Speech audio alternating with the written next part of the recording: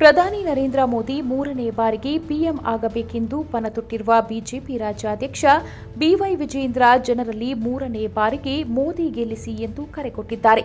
ಮಾತ್ರವಲ್ಲ, ರಾಜ್ಯದಲ್ಲಿನ ದುಷ್ಟ ಕಾಂಗ್ರೆಸ್ ಸರ್ಕಾರ ಕಿತ್ತೊಗೆಯುವವರೆಗೂ ಬಿಜೆಪಿ ಕಾರ್ಯಕರ್ತರು ಮನೆಯಲ್ಲಿ ವಿಶ್ರಮಿಸಬಾರದೆಂದು ಕರೆ ನೀಡಿದರು.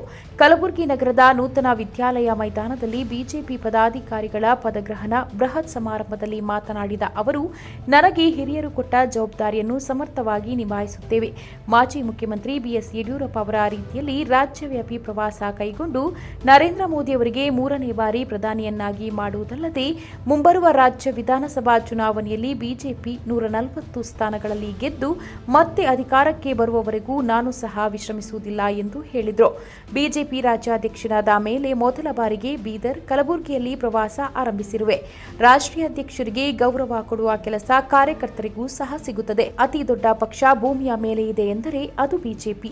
ಇದು ಕಾರ್ಯಕರ್ತರಿಗೆ ಸಂತೋಷ ತರುವ ಸಂಗತಿ ಎಂದು ಅವರು ಹೇಳಿದರು. ಒಟ್ಟಲ್ಲಿ ಅಧ್ಯಕ್ಷರ ಕರೆ ಕಲಬುರಗಿ ಜನತೆ ಬಿಜೆಪಿಗೆ ವೋಟ್ ಹಾಕ್ತಾರಾ ಎಂದು ಕಾದು ನೋಡಬೇಕಾಗಿದೆ.